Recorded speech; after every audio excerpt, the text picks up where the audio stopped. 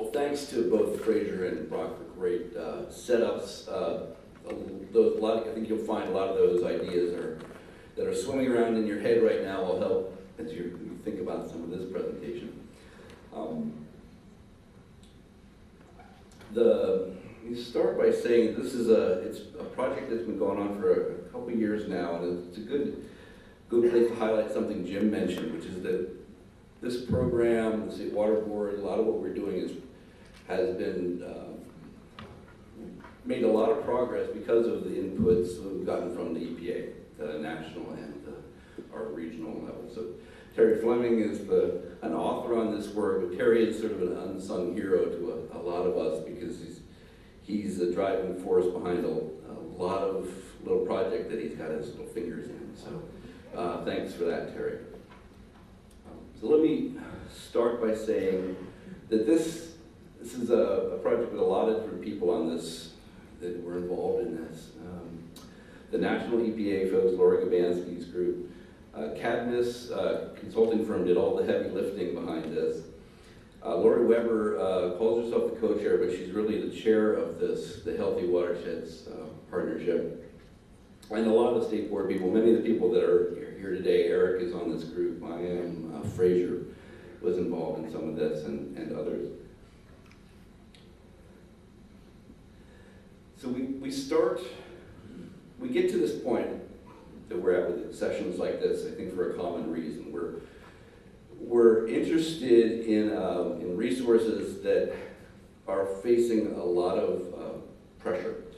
You think about California, I don't have to tell this audience, but when I've presented this to a couple places around the country, I often start by highlighting just how dire California's situation is in terms of water. We've got a population of over 38 million now. That's 1 in 8 Americans live in California. That's a pretty impressive statistic. But that number is going up significantly, or at least projected to. 20% increase in that in the next 15 years or so. But if you look at where that projected increase is happening, it's in the driest parts of the state. So this blue is counties show projected percent changes in population. It's in these dry areas where we're seeing those expectation of increases. And this and other issues create an increasingly intense competition for water. So we've got, of course, domestic, industrial, agricultural water needs balanced against these environmental flow requirements. So organisms that depend on this stuff are under increasing strain. So if we are going to contribute to helping protect these resources, or at least learn something about how they work, we need tools that help us prioritize protection and remediation of these. So we're approaching these in 2 general areas. One is the issue to which this group is dedicated, the bioassessment work group, is building the capacity to directly monitor ecological condition. So for the last 20 years, that's been our mission, is developing tools for doing that. So we've developed tools for assessing the ecological condition from benthic invertebrates, benthic algae, and also riparian condition indicators. But if we want to use this information intelligently, or make the leap to conservation, we need a framework for interpreting this information in the context of non-biological features and processes that are happening on the landscape. And that's what I'm going to be talking about. So the national EPA has a program called the Healthy Watersheds Initiative.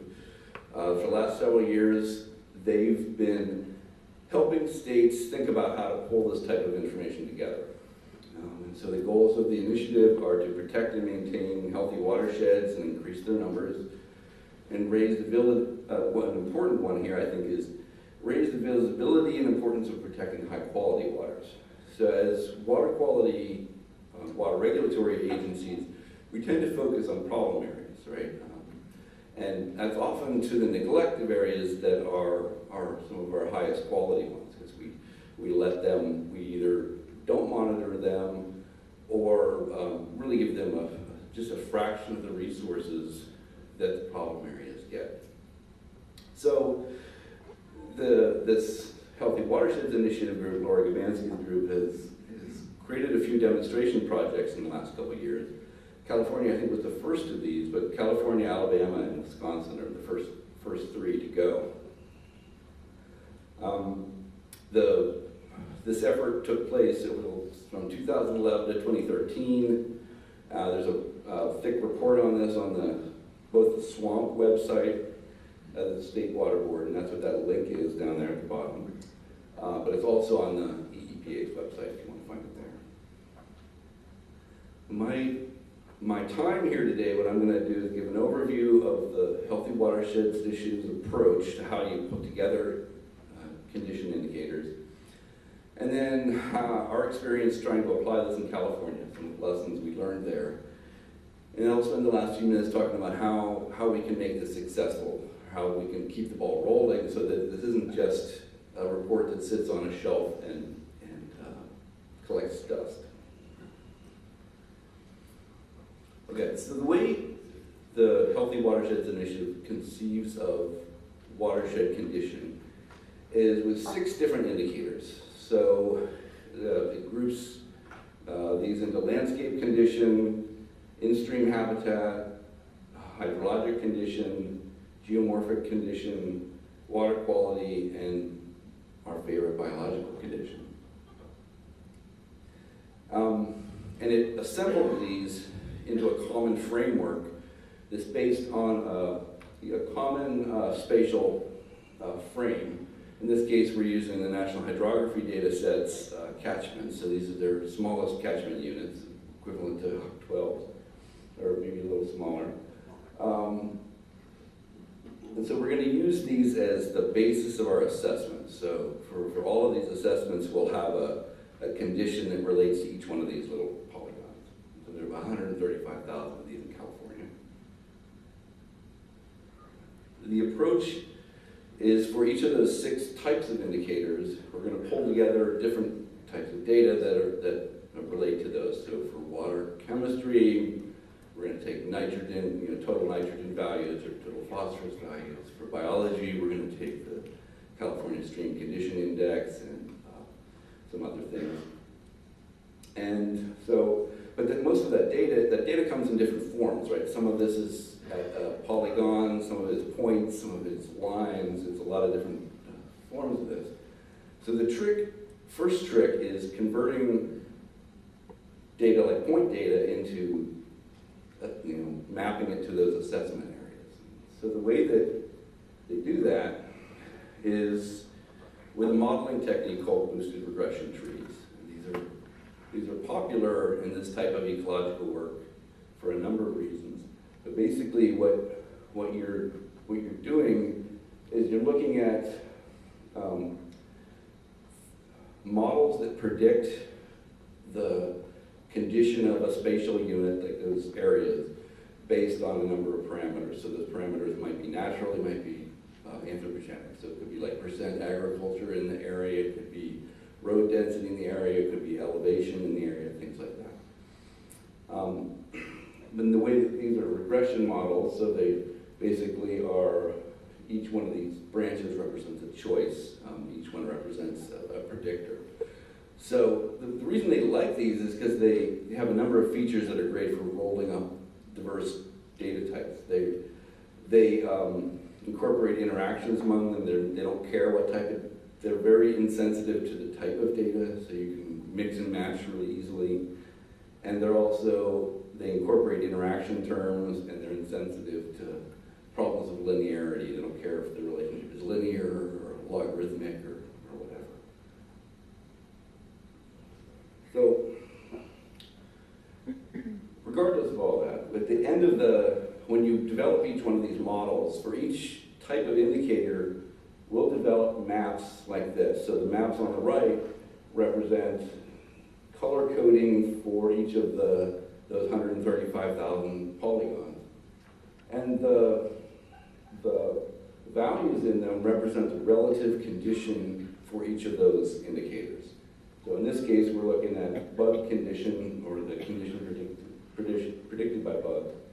And on a sliding scale from yellow to blue, And it's a relative condition, so it's not absolute condition, just yellow, or the yellow end of the spectrum is poorer quality, blue is higher quality. So we can do that for a lot of different indicators, and that's what this project did. It did it for many, many, many indicators. And then it sums them into indices. So these are the terms that Fraser brought to you. So here's an example. A watershed condition index might include information about the percent natural land cover in that unit, percent intact active river area, etc. So we assemble those together and produce new maps that look similar, but now these are aggregated. So it's the same spatial units, but we're averaging across those different values. That's the basic approach. Now, when they came to California, Californians, aren't going to just take something off the shelf. We have to modify things. So we made a number of modifications in the process of doing this. California had some challenges because it's quite a complex, spatially, ecologically. Another big issue is the data quality and quantity are quite really patchy in the state. So some areas have tons of water quality data, others are really weak. And so we grappled with some of those issues when we were putting it together. One of the big things that we did was regroup that set of 6 indicators into three categories. We think helped us think about it a little bit differently. And the 3 that we ended up with are watershed condition indicators. These are structural influences, things like road density and percent of land cover and things like that. And then on the right, watershed vulnerability indicators. These are things like estimates of future risk of different types of ecological problems. And we use them then to interpret this third group, which we call our stream health indicators. So those are like the biological condition, water quality condition. So let's go through these fairly quickly, just to give you a sense of what they look like. The first one, watershed condition indicators, we're calling, these are equivalent to current structural conditions. So again, what is the land use in the watershed? What's the percent of development? What's the intensity of the development infrastructure, etc. And so for those, there's a set of, these are the indicators that went into it, and this is what the map looks like. So again, these are all going to look the same. These are relative condition. There's no good, bad, and ugly here. It's just relative to the minimum max in the whole range. The second set is watershed vulnerability indicators. And here we're looking at characteristics that relate to the potential exposure to future risk or of ecological impact. So climate change models, estimates of development potential, fire risk, etc. Another category we included was changes or predicted changes to flow permanence.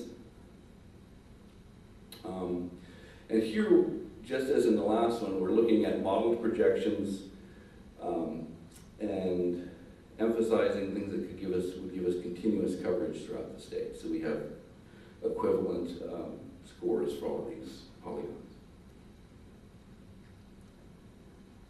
So, and then here, so the final index, these are the variables that go into that. And here we're using a different color scheme because purple and orange are scary. Purple is the worst. Don't tell my dog. Okay, so now we have those two sort of the background now. And this last set we're going to talk about is sort of what we're trying to interpret, is how I think about it. So stream health indicators is this last set. And here we're looking at indicators of ecological condition, water quality, habitat condition, riparian condition, things like that. So you've heard these sorts of Indices over the years, you know, the CRAM, the wetlands, riparian integrity models, the CSCI, habitat work that we've talked about. A lot of these things showed up in this, are integrated here in this portion of the work. So these are data sets where we've got thousands of streams have been monitored, almost all field collected data, and the regression tree models are developed to predict values in the unmonitored areas. And so there are a lot of assumptions that go with that, but when you're done, you get something, you get this. You'll notice in this one there are two big gaps that we deliberately excluded a couple areas of the state where our data sets were so sparse that we didn't feel comfortable making those types of extrapolations. So we explicitly left them out of the assessment. Anyway, so anyways, you get something that, you know, these types of maps. And now the question is, what do you do with it? How do you use this type of information? I'm going to give you an example in a minute from Wisconsin, how they did it, to show you the way that the Healthy Watersheds Initiative thinks about this. But the idea here is to think about it is that these are not necessarily, not think about them as assessments, but as predictions. So each of those colors, or those graded colors, represents, this is the condition we think that watershed is likely to be in, assuming our model variables make sense. And so you can use that as a basis for establishing a monitoring, you know, allocating your monitoring resources and then you can use that to help inform prioritization of watersheds for restoration and protection, etc. Here's an example from Wisconsin. Here are two of theirs. They rolled a couple of theirs together. They had vulnerability and then everything else. And the idea is, if you put them together, if you map vulnerability against the healthiness, you can look for areas that have high vulnerability, but are also really healthy. These represent areas that are potentially high protection value, and conversely, ones that have low health, but are also not that vulnerable, maybe good restoration potential. So they did this in Wisconsin, and this is, you know, you come up with a map that looks like that. So it's a great place to get to. They're not that convinced that they're there yet. I think we're really not convinced that we're there yet. But the concept, I think, is really valuable, and I think that we can use a lot of. That doesn't mean we can't use this. I think there's a lot that we can use in that, and that's where this program is right now. A couple of things I want to highlight about challenges, because these are relative rankings of indicators and not absolute. We have information for several of these things that tells us not just the condition relative one to another. We can say good versus bad. I mean, for their biological indices, we say you're in reference state or you're not in reference state. You know, that's something that we'd like to be able to incorporate into some of this that would give us more predictive ability. Also, there's a lot of variability in the confidence in our indicators, depending on how much data went in, you know, the amount and quality of the data that are behind each of those indicators. There's also limited information. We have general ecological condition indicators, but we don't have a lot.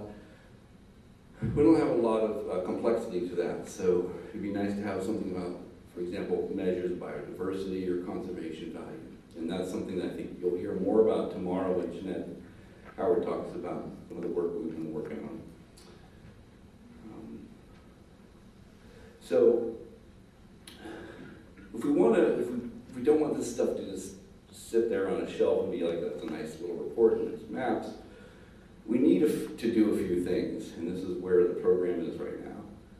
We need a mechanism for testing and improving the models that we've got. We need to be able to predict, you know, to test these predictions with adaptive monitoring approaches, where the models work well, where do they not, and have a mechanism for recursive improvement of them. We also need, as I mentioned before, it'd be nice to incorporate information we have about condition, be able to take absolute values instead of just relative. we need a mechanism for adding new variables. So we included a suite of things that we thought were pretty useful, but you know, those certainly can be improved upon. There's a lot more out there. There's constantly new data coming in, and our understanding of the variables and how to measure them improves all the time. So there's some areas that we didn't do that well, like biodiversity. We didn't deal with non-perennial streams very well, so most of the data are coming from perennial systems. We don't deal with hydrologic alteration very well. We don't deal with a couple other stressors, so grazing and timber harvest are poorly represented here.